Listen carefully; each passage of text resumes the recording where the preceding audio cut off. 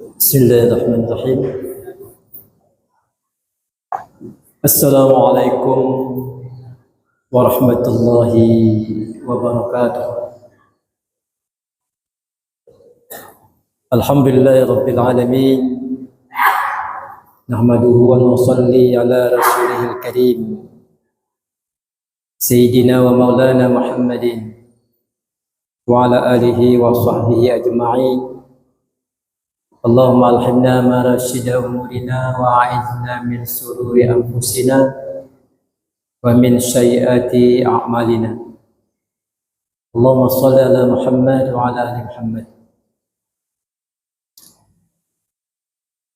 Alhamdulillah, hadirin jemaah salat subuh rahimakumullah.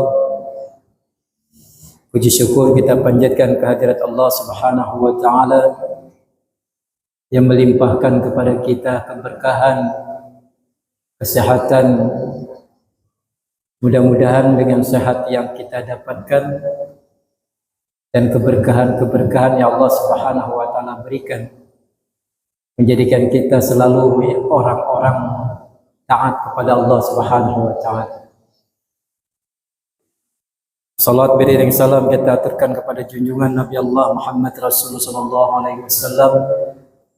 Allahumma salli ala Muhammad wa ala ali Muhammad. Sebelum kita lanjutkan kaji, mari sama-sama kita pasang niat untuk i'tikaf di masjid ini. Nawaitu i'tikaf fi hadzal masjid sunnatan lillahi ta'ala. Semoga dengan niat kita Allah Subhanahu wa taala berikan amal yang lebih daripada kita. Hadirin jemaah yang dirahmati Allah Subhanahu wa taala. Diriwayatkan dari Utsman bin Affan bahwa ia berdiri di atas satu kubur. Lantas Utsman bin Affan menangis. Kemudian ada seorang yang bertanya kepadanya, "Wahai Utsman, kamu tidak menangis ketika kamu menceritakan tentang surga dan tentang neraka. Tetapi kenapa engkau menangis di saat engkau menceritakan masalah kubur dan berada di atas kubur?" Maka Utsman menjawab bahwa Rasulullah SAW bersabda, "Al-qabru awwalu manzilin min manazilil akhir. Fa in naja minhu fama ba'dahu aisar minhu wa illam yanhu minhu fama ba'dahu asaddu minhu." Sungguh, kata Utsman, Rasulullah SAW bersabda bahwa kubur itu adalah tempat perhentian pertama. Kubur adalah tempat perhentian pertama dan merupakan pos akhir. Apabila seorang itu selamat daripada pemberhentian pertama ini atau pos pertama ini, maka pos berikutnya akan lebih mudah dia untuk lalui. Apabila seseorang itu tidak selamat dari pos pertama ini, maka pos berikutnya ia akan mengalami kesulitan dan hal-hal yang berat.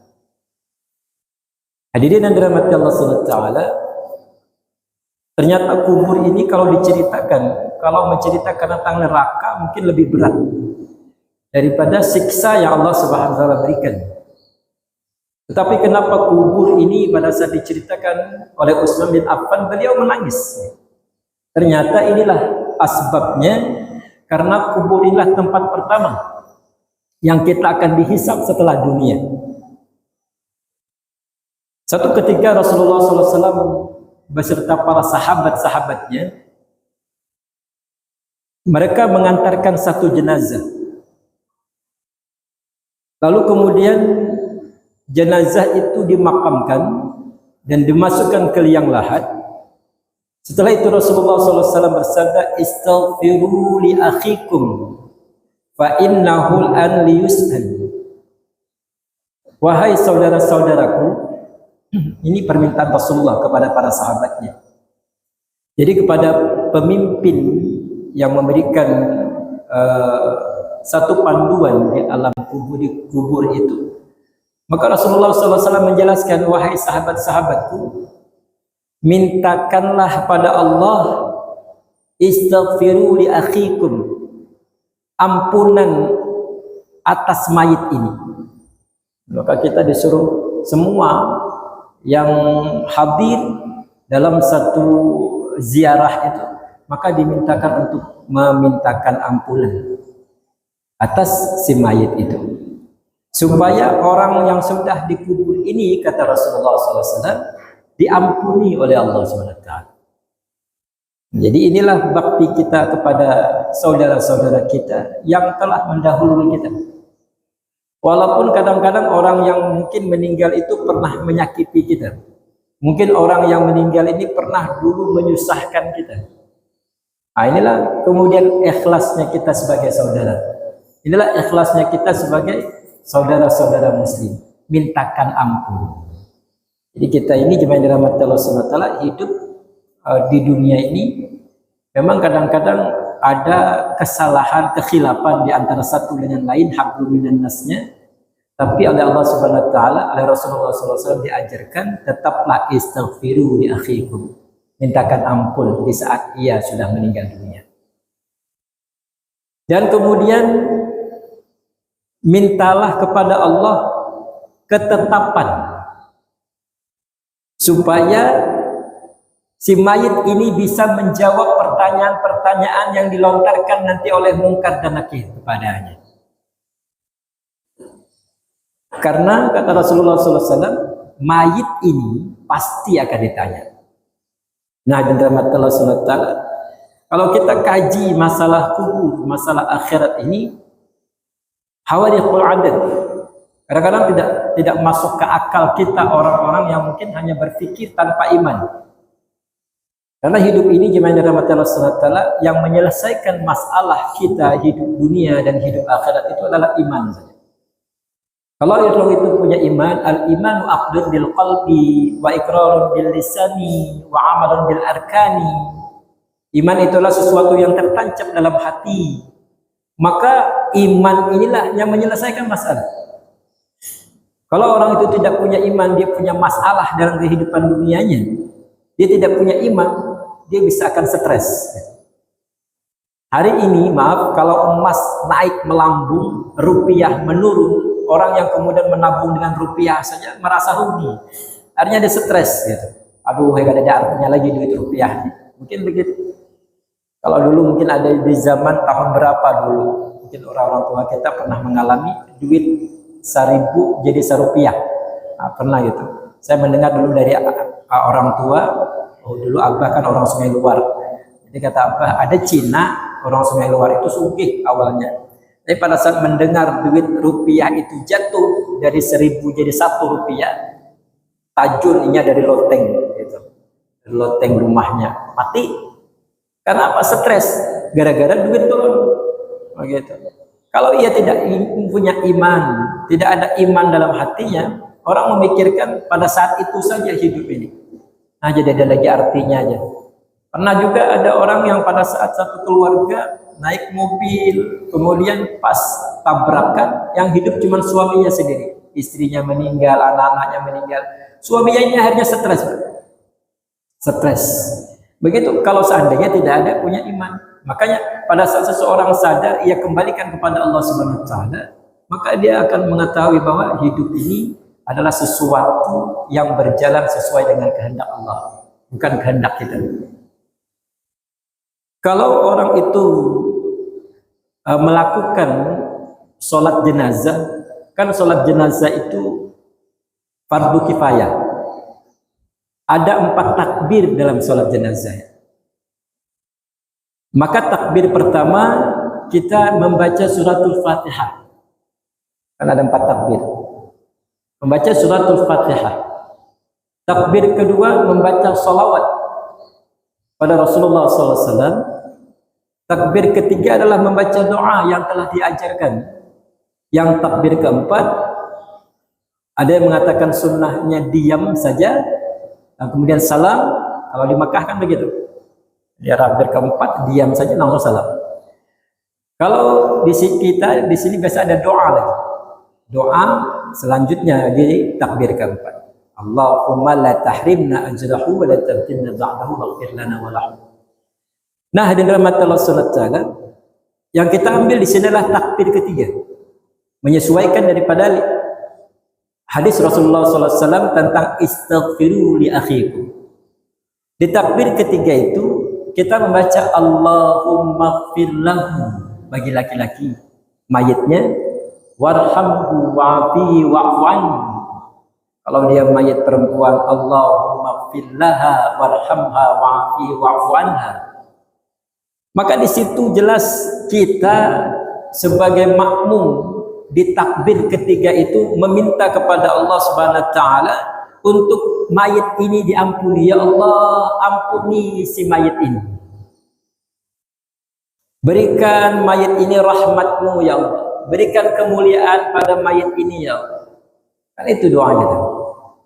Maka jemaah dirahmati Allah Subhanahu wa taala, dari riwayat ini dijelaskan bahwa apabila seseorang, kata ulama, apabila seseorang itu akan meninggalkan kubur setelah dia ikut ziarah atau dia mengantarkan jenazah ke dalam kubur, ke liang lahatnya, kalau ia pun tidak mengikut untuk mencangkul, menggali tanah, tidak ikut memasukkan mayat ke dalam kubur, maka sebelum dia berangkat pulang, maka hendaklah dia mengirim doa kepada si mayat itu. Kita seorang muslim, kita kirim doa kepada si mayit. Apa doanya? Yang pertama, hendaklah kita buat doa saat ziarah kita ini bisa jadi tidak hanya mengantarkan jenazah, bisa jadi kita ziarah kepada orang tua kita di lain waktu. Kadang-kadang kan hari raya, bulan Ramadan, biasanya orang ziarah kubur, ziarah kepada orang tua kita. Maka pertama, mintakan kepada Allah Subhanahu wa taala ampunan atas mayit yang ada dalam kubur itu. Allahumma ighfir lahu warhamhu wa'afihi wa'fu anhu. Ini perlu kita doakan, bukan hanya mungkin doa kepada kuburan. Mungkin kita ziarah kayak biasanya kan hagan abah kita, di wadah abah kita tuh kita duduk gitu. Kita khususkan untuk orang tua kita saja. Maka kata ulama, sebagusnya bila kita ziarah ke kubur itu, doakan juga orang-orang muslim sekitarnya. Agar apa? Agar sebanyak apa yang kita kirimkan doa, sebanyak itu pula pahala balik kepada kita. Pada saat kita doakan Rabbana ighfir lana wal ikhwanina alladzina sabaquna bil iman, wahai ya Allah, ampuni dosa-dosa orang-orang saudaraku muslim ini yang mendahului kami yang seiman.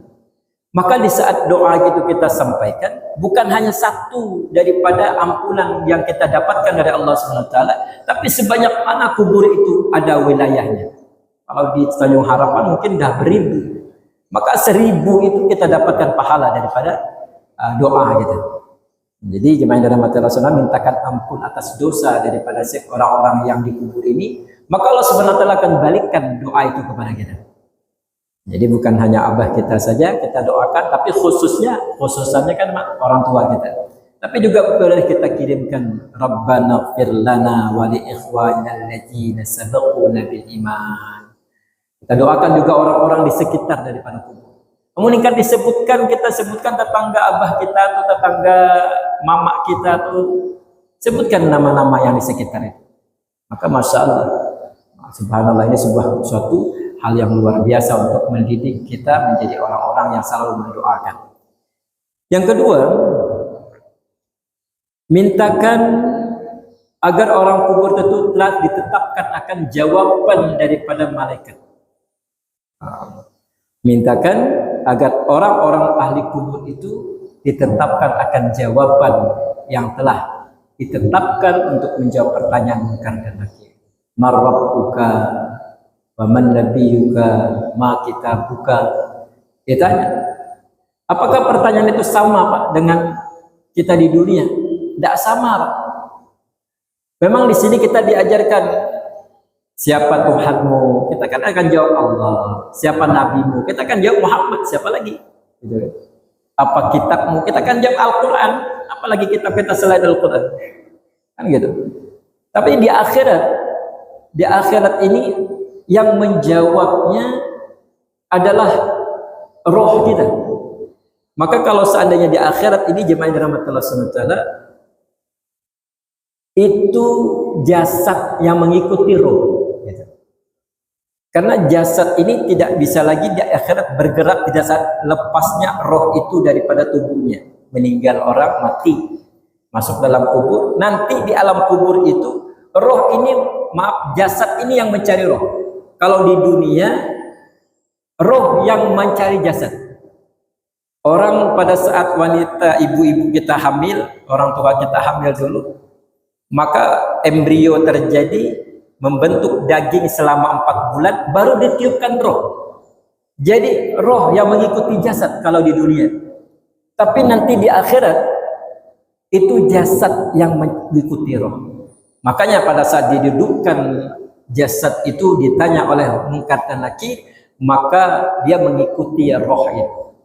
Maka roh ini yang menjawab, siapa Tuhanmu, siapa nabimu, apa kitabmu, Masya Allah. Maka orang-orang yang memiliki imanlah orang yang pada saat di dunia mengisi batin rohnya itu, maka inilah orang-orang yang fasih untuk menjawab. Maka kita sebagai orang muslim yang hadir pada saat itu, hendaklah meminta kepada Allah, ya Allah, jadikan mayat ini bisa untuk menjawab pertanyaan-pertanyaan Munkar dan Nakir. Ini hal yang berat.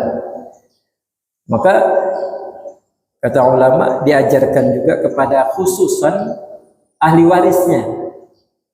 Ahli warisnya itu tidak langsung meninggalkan setelah mayat itu selesai dikebumikan. Nah, biasanya kan kita mau sudah selesai dikebumikan, mayat itu bukahan berikan, ancapan berikan. Maka ahli waris atau keluarganya hendaklah diam dulu sebelum setelah orang lain berangkat pulang. Kan 7 langkah daripada pengantar jenazah itu keluar daripada kubur, maka disitulah malaikat Munkar dan Nakir akan bertanya. Maka kita ahli waris hendaklah di situ kuatkan mayat itu dengan zikir kita, dengan bacaan Quran kita, doa-doa kita kepada si mayit agar ditetapkan ia untuk menjawab pertanyaan Munkar dan Nakir. Hadirin rahmati Allah Subhanahu wa taala. Yang ketiga, doa kita mintakan agar Allah Subhanahu wa taala merahmati, memberikan kasih sayangnya, kecintaannya kepada si mayit. Ya Allah, berikan kasih sayang, rahmati mayit ini. Allahumma la tahrimna ajrahu wa la taftina ba'dahu waghfir lana wa lahu. Kita mintakan kepada Allah Subhanahu wa taala agar dengan kasih sayang Allah Subhanahu wa taala ini, Allah Subhanahu wa taala akan ampunkan dosa-dosa si mayit. Mudahkan ia menjawab pertanyaan Munkar dan Nakir. Lalu jemaah dirahmati Allah Subhanahu wa taala, inilah manfaat daripada orang-orang yang ziarah kubur, menenangkan daripada ahli-ahli kubur. Dikatakan bahwa setiap hari bumi ini akan memanggil 5 kali kepada kita yang hidup di dunia. Yang pertama, kata kubur, wahai manusia, kamu berjalan di atas punggungku. Wahai manusia, kamu berjalan di atas punggungku. Dan nanti tempat kembalimu adalah perutku. Hari ini kau berjalan di atas punggungku, berjalan kita sakahan. Satu ketika nanti, kata kubur, kamu akan berjalan di dalam perutku. Yang kedua, kata kubur, wahai manusia, kamu memakan berbagai macam makanan di atas punggungku. Engkau memakan berbagai macam makanan di atas punggungku. Tetapi nanti satu ketika kamu akan dimakan oleh ulat, oleh binatang-binatang berbisa di dalam perutmu. Karena itu, agar kamu itu diberikan oleh Allah Subhanahu wa taala kemudahan dan kemudian kenikmatan kubur, sering-seringlah membaca kalimat bismillah, bismillah, bismillah. Yang ketiga, wahai manusia, kamu tertawa di atas punggungku. Kita kadang-kadang Pak ada yang kata, ketawa ini jelas Pak. Lagi senang hati melihat anak gembira, kita ikut tertawa. Melihat tetangga kita bahagia, kita ikut juga tertawa. Jadi tertawa ini merupakan satu aktivitas untuk menyenangkan hati. Biasa kada orang sebentar sebenarnya ketawa-ketawa, tapi yang ketawa berlebihan, kadang-kadang aneh. Orang yang ketawa berlebihan. Engkau tertawa di atas punggungku, tetapi nanti satu waktu engkau akan menangis di dalam perutmu. Nah, ini peringatan kubur itu. Makanya kita diingatkan dari sekarang, meningkat tertawa itu ingat-ingat. Mengapa kita itu disunahkan untuk ziarah kubur? Ziarah kubur itu bukan untuk ahli kubur, tapi mengingatkan kepada orang-orang yang masih hidup. Orang-orang yang masih hidup. Kalau kita hari ini ziarah ke kubur, maka kita akan berpikir, oh, walaupun kaya bagaimanapun, orang kaya-kaya itu Pak, pejabat-pejabat itu perlu sering-sering ziarah kubur. Kenapa? Karena mengingatkan apa guna hartaku yang berlipat-lipat, bertingkat, rumah, mobil banyak mengkilat-kilat. Suatu ketika pada saat dia ziarah kubur, aku nanti akan masuk ke dalam sini. Maka nilai sebuah harta itu akan kecil jadinya, karena pada saat itu kita sadar suatu ketika kita akan masuk ke dalam kubur. Orang miskin juga, orang susah juga, dia perlu juga ziarah kubur. Kenapa? Mengingatkan dirinya bahwa aku ini, wah ini garing, sakit, aku ini stomach juga, karena aku masuk lagi juga ke kuburnya. Jadi begitu, jadi peringatan buat mereka-mereka yang hari ini di dunia, bahwa sadar satu ketika pasti orang itu tidak akan lepas daripada kuburannya. Lalu kemudian yang keempat, kata kubur, wahai manusia, kamu bersukaria di atas punggungku. Kamu bersukaria di atas punggungku. Tetapi satu ketika nanti kamu akan bersedih di dalam perutku. Maka jemaah rahmat Allah Subhanahu wa taala, apakah si mayit ini atau orang-orang kubur itu merindukan daripada orang-orang dunia? Maka ini kata dalam beberapa pendapat, kayak Pak, orang kubur tuh gembira Kak, kayak penyandak melihat orang-orang dunia. Mereka secara hakikat mereka gembira. Makanya pada saat orang-orang ahli kubur itu dikunjungi, diziarahi, mereka, beberapa riwayat mengatakan mereka senang. Kenapa? Karena akan didoakan. Akan didoakan oleh orang-orang berziarah. Makanya kalau kita lihat Tuan Guru Sapa Abdurrahman Siddiq, Masya Allah, tiap hari orang berziarah. Senang luar biasa beliau. Kenapa? Dikunjungi itu bukan hanya dikunjungi, bukan hanya melihat kayak itu saja kadang, tapi duduk di sana membaca suratul Yasin, membaca doa berjamaah, Masya Allah. Nah, ini orang-orang ulama kan begitu. Nah, kita khawatirnya kita ini kayak apa gitu. Maka kita ini kan punya anak, punya keturunan juga, nanti selalu ziarah kepada kita. Nah, siapa lagi menziarahi? Namun kita orang alim, orang memang punya kealiman begitu, kiai, mungkin banyak orang yang berkunjung mengambil barokahnya. Kalau yang biasa-biasa, siapa lagi kalau tidak anak-anak kita, mungkin tetangga-tetangga kita yang kita bisa atau pernah berbuat baik dengan mereka. Inilah doa ini yang kita harapkan di saat orang itu sudah menjadi alam akhir. Doa itu. Maka bersedih orang mayit itu kalau tidak pernah dikunjungi. Karena itu keluarga kalau bisa orang-orang yang sering berziarah, harapannya adalah ia mendapatkan doa daripada orang-orang berziarah. Yang kelima, wahai manusia, kata kubur, kamu senang berbuat dosa, senang berbuat maksiat di atas punggungku. Dan nanti satu ketika kamu akan disiksa di dalam perutku.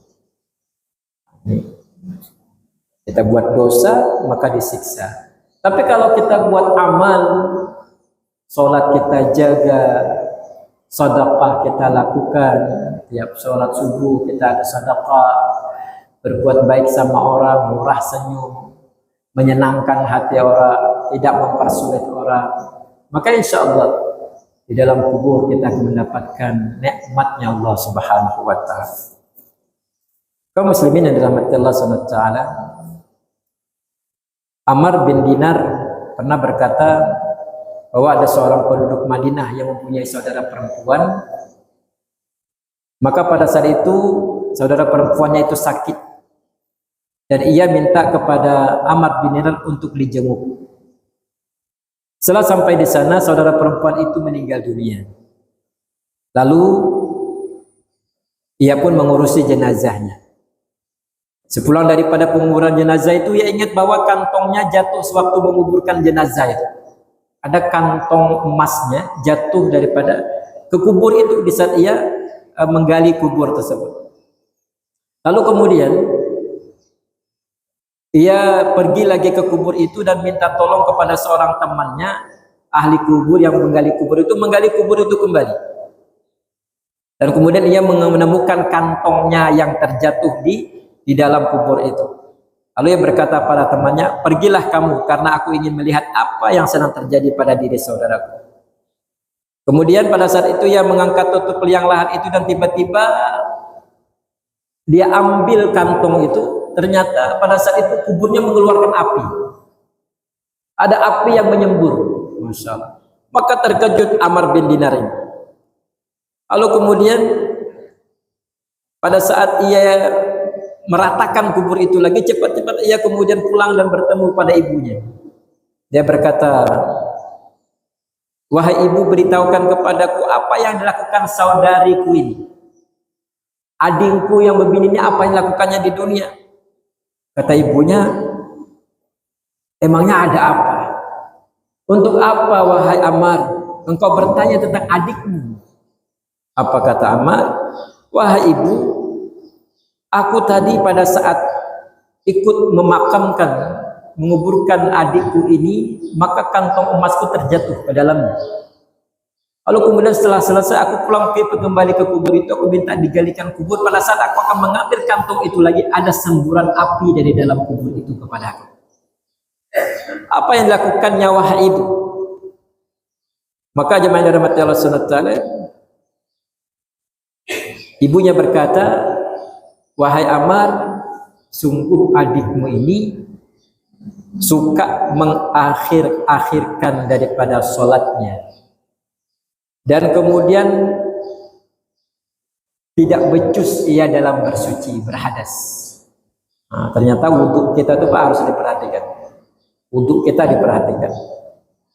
Karena itulah jemaah rahmat Allah Subhanahu wa Ta'ala, maka kemudian ia mendatangi rumah-rumah tetangga untuk menceritakan cerita ini kepada tetangga-tetangganya, peristiwa apa yang dilihatnya. Alhamdulillah pada saat itu menjadi dakwah. Orang-orang berhati-hati dengan sholat, berhati-hati dengan wudhu. Inilah sebelum daripada kubur itu mendatangi kita, maka persiapkanlah amal-amal kita. Mudah-mudahan Allah Subhanahu wa Ta'ala mudahkan kita dalam menjawab munkar dan nakir. Mudah-mudahan Allah Subhanahu wa Ta'ala lapangkan kubur kita seluas mata memandang. Allah Subhanahu wa Ta'ala jadikan kita orang-orang yang selalu terjaga daripada siksa kubur dan terjauhkan daripada azab Allah Subhanahu wa Ta'ala. Al-Fatihah. A'udzu billahi minasyaitonir rajim. Bismillahirrahmanirrahim. Alhamdulillahirabbil alamin. Arrahmanir rahim. Maliki yaumiddin. Iyyaka na'budu wa iyyaka nasta'in. Ihdinas siratal mustaqim. Shiratal ladzina an'amta 'alaihim. Amin amin ya rabbal alamin. A'udzu billahi minasyaitonir rajim. Bismillahirrahmanirrahim. Alhamdulillahirabbil alamin wassalatu wassalamu ala asyrafil anbiya'i wal mursalin wa ala alihi wa sahbihi ajma'in. Subhana rabbiyal 'aliyil 'alal wahhab. Allahumma ighfir lana dzunubana wa liwalidayna warhamhum kama rabbayana shaghira wa li jami'il mu'minina wal mu'minati wal muslimina wal muslimat bi rahmatika ya arhamar rahimin. Rabbana atina fid dunya hasanah wa fil akhirati hasanah wa qina adzabannar. Subhana rabbika rabbil izzati amma yasifun wa salamun alal mursalin walhamdulillahi rabbil alamin. Assalamualaikum warahmatullahi wabarakatuh. Subhanallah wa bihamdihi asyhadu an la ilaha illa anta astaghfiruka wa atubu ilaik.